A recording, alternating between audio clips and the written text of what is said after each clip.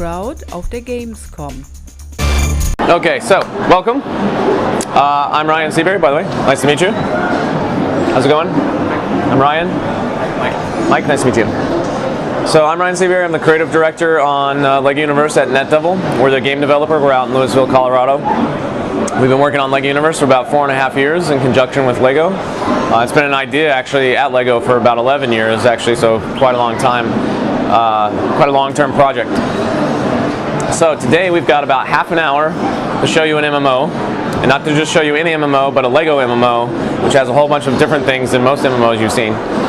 Which really means we can't really show you most of the MMO at all, because if you know anything about online games, they're way deeper than what half an hour can actually show us. So what we're going to focus on today in this demo is what makes this unique from all the other MMOs out there. And that is specifically that it is Lego, and it's not just that we slap the name Lego on it and turn it, an MMO out. It's that there is actually Lego play. This is a new way to play with Lego going into the future. That's how we see it. So we'll jump around a little bit. We're going to run a bunch of cheat commands. I'll show you right at the start here. One of our goals with the game was to be playful in the experience throughout it. So even in the UI, everything, the minifigure is kind of reacting to what you're doing. When you type your password, he covers up his eyes, which is kind of fun and playful, but also informative actually. Since we know we're going to have a lot of kids playing this game, it has to be the safest online world we can possibly make it. So that's a way to inform kids, hey, your password is secret. Don't tell anybody. And they get that right from that little animation. You get 4 character slots when you log in to the game.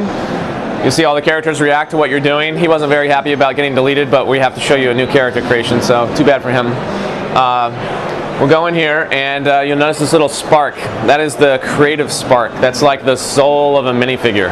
It's pure imagination. It can never be extinguished, which means a minifigure can never actually die. You can be smashed into pieces, but your pieces will all rebuild around your creative spark. Okay, so another big difference here as we get into this from maybe the console games you may have played, Lego Star Wars, Indiana Jones and stuff. So you're not playing Luke Skywalker in this, you're not playing Indy. You are you. This is your story in Lego Universe, which means you get to create your own identity and your own Lego minifigure that represents you. So you get tons of choices here in character creation, all the different hairs, different colors, face elements, tons of different shirts and legs and so forth. And really though, this is just a small amount of the customization and personalization you can do in Lego Universe. There's thousands and thousands of accessories as you play through the game that you'll be able to earn and equip on your character. Another little safety feature here is the automatic name generator. So you can pick from a list of predefined names that we know are okay for other players to see. Of course, if you want a custom name, you can type in your own name, but that's going to have to be moderated before it's approved and other people can see it. So any user-generated content that goes into Lego Universe will be moderated by a human being before most of the players can see it. And I'll talk a little bit more about that later, because that's a pretty tall order. Alright, so we're on a developer build. We're actually running on early hardware that's getting set up for the EU beta right now, which will be up in a couple of weeks. There's some missing parts, like the story cinematic that explains the background of what's going on in the game. You just saw the tail end of that story cinematic. I'll try to explain it in summary real quick. That is the Maelstrom. The Maelstrom is threatening the entire universe.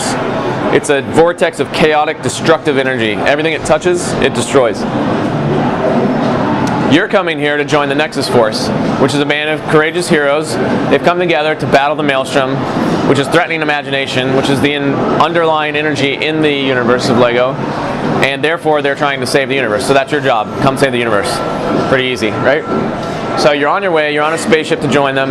The Maelstrom attacks your spaceship en route, and now your spaceship is on a collision course heading right into the black hole. So your first order of business is figure out a way to get off the spaceship before you go into that, which gives us a nice exciting backdrop where we can kind of teach you the basics about the game, tutorial kind of stuff. Now we're going to go ahead and cheat around a little bit, so it's going to be a little bit jarring. Again, we're going to try to get to the Lego part of this game a lot faster. There is a full MMO going on here, so you're going to have to fill in the gaps for this demo here. You can we'll give you beta keys at the end of this, so you can actually play the full game once it's on live or online here. And you can also go check it out on the show floor and get a little more hands-on with it. You see some familiar things, like also heavily inspired from the console games, where you can quick build something out of a pile of Lego bricks. In our case, we actually use imagination energy as a statistic and an ability. It's the energy you use to build things. You also use it to power your special abilities.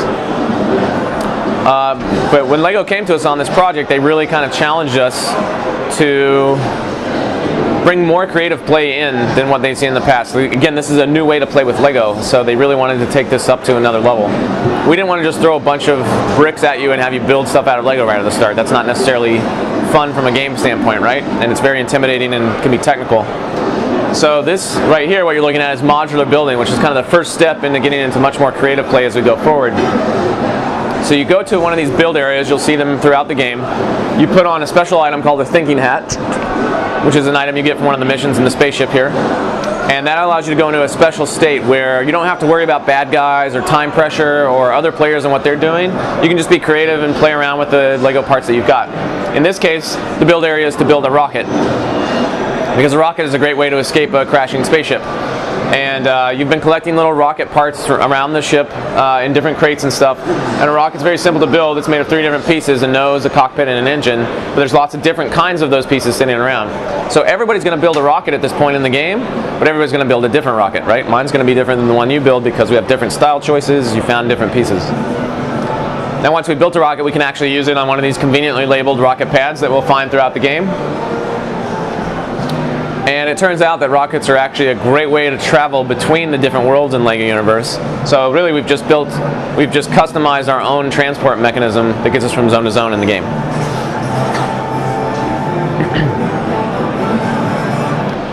And then you can see some of those other worlds on the loading screen here throughout Lego Universe. These are all actually fragments of a planet that exploded when the Maelstrom destroyed it. So we're going to jet down to the closest one we can actually get to, a place called Avant Gardens.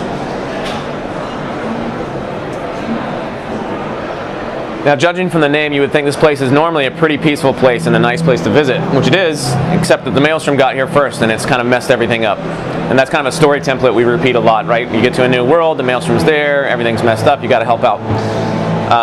Here's where you start meeting members of the Nexus Force. So the Nexus Force is divided into 4 factions. You can actually, each of the factions is sort of designed around different personalities and play styles, and you'll be able to join one of these factions later on in the game as a permanent member. But first we let you kind of play through the game and meet different characters and understand what the different factions are about before you make that choice. So this guy that you meet first is a member of Paradox, and he's here researching the Maelstrom. The Paradox guys kind of live on the edge. They play with fire a lot. They're trying to figure out if they can use the Maelstrom against itself. So they've got some experiments they're doing in this research facility, and their experiments got loose. And the Maelstrom has made things worse with that, so that's part of what you got to do originally here is to clean up. That's why the Sentinels are here. This is a guy who's a member of the Sentinel faction. They always get sent in whenever the first bad guys show up. They're the first line of defense. So they're kind of no guts, no glory. They go in with their swords swinging and their shields up. And he'll give you some battle missions and stuff like that. So there's a bunch of missions you can do that kind of walk you through the story that's happening here. We're going to skip most of that again for today, because you can go check out the normal game part down on the floor in the beta later. We will run a quick cheat command here to just show you some of the rewards you can get from doing the missions and other achievements. This specifically, Chris is putting on some night gear.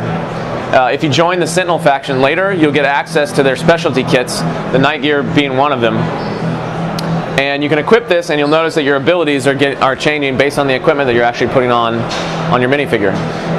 You never pick a class in Lego Universe. There's no experience points. There's no leveling. It's all about the gear you're collecting. So we did that because we felt like conceptually a minifigure shouldn't be trapped as a knight or a wizard or whatever for their whole life, right? A minifigure should be able to reinvent themselves every single day.